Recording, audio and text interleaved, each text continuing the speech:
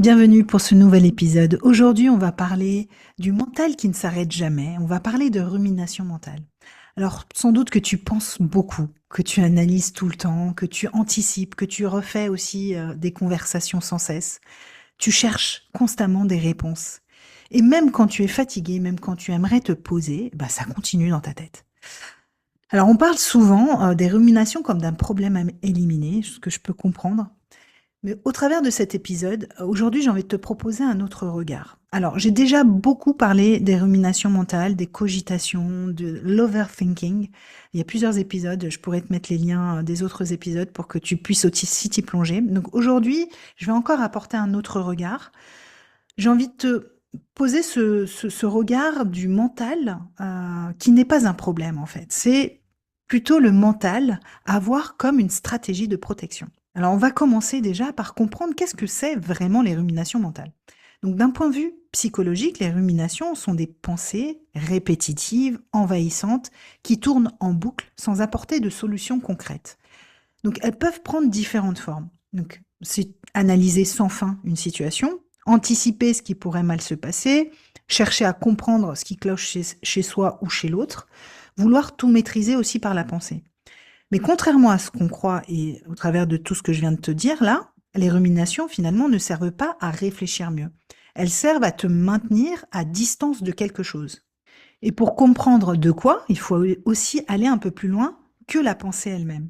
Parce que être constamment dans la tête, bah, c'est pas le fruit d'une envie, d'une volonté ou du hasard. C'est souvent un mécanisme de protection, comme je l'ai dit au départ, qui a été mis en place très tôt. Donc quand ressentir a été interprété, vécu comme trop intense, trop douloureux, voire trop insécurisant, bah, notre système entier va trouver une solution. Penser à la place de ressentir. Donc le mental, en fait, dans ce cadre-là, devient un refuge. Parce que être dans la tête, ça permet quoi? Ça permet de garder le contrôle, d'éviter tout débordement émotionnel, de ne pas ressentir la peur, la tristesse, voire la colère. C'est aussi pouvoir rester fonctionnel quand l'émotion semble ingérable.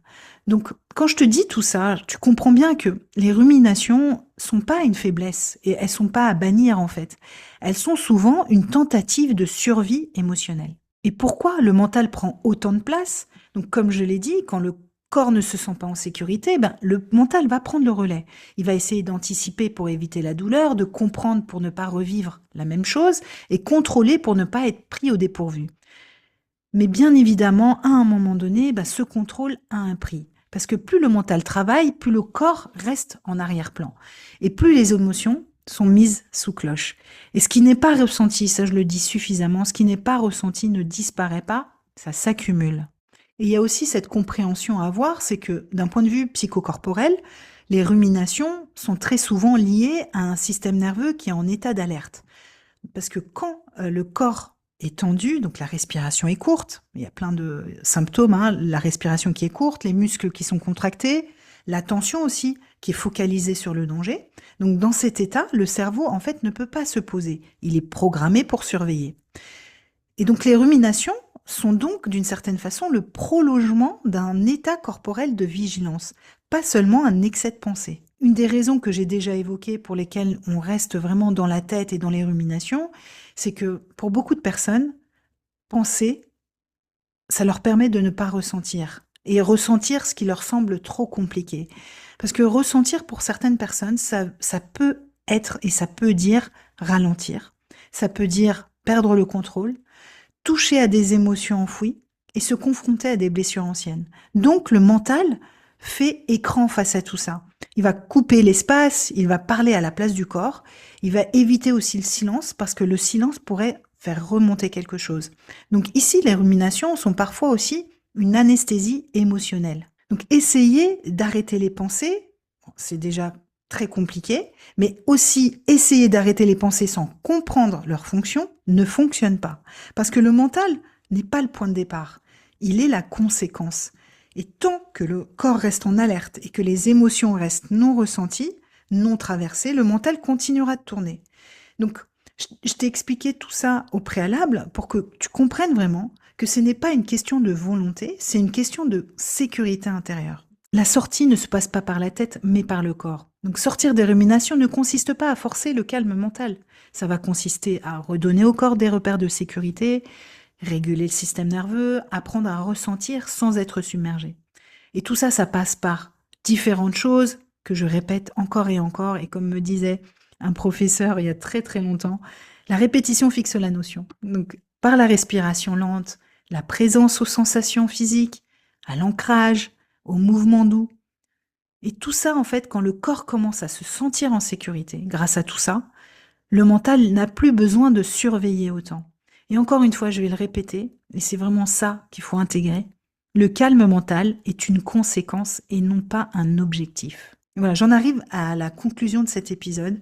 J'avais vraiment envie de te faire comprendre que si ton mental n'arrête jamais de tourner, ce n'est pas parce que tu es incapable de lâcher prise. Ça, c'est important parce que c'est vrai que on se juge par rapport à ça souvent en se disant j'arrive pas, j'y arrive pas. Et même les gens nous le disent tout le temps. Lâche prise, arrête de penser, ça ne sert à rien. Mais en fait, c'est pas si évident que ça. C'est souvent parce que penser est devenu la façon de ne pas ressentir et cette stratégie t'a probablement aidé à un moment donné. Mais aujourd'hui, ton corps te demande autre chose, de la sécurité, de la régulation et un espace pour ressentir sans danger. Et c'est exactement ça le cœur de mon travail que je propose dans mon accompagnement libération intérieure. Apprendre à réguler ton système nerveux et tes émotions pour ne plus avoir besoin justement de se réfugier en permanence dans ta tête.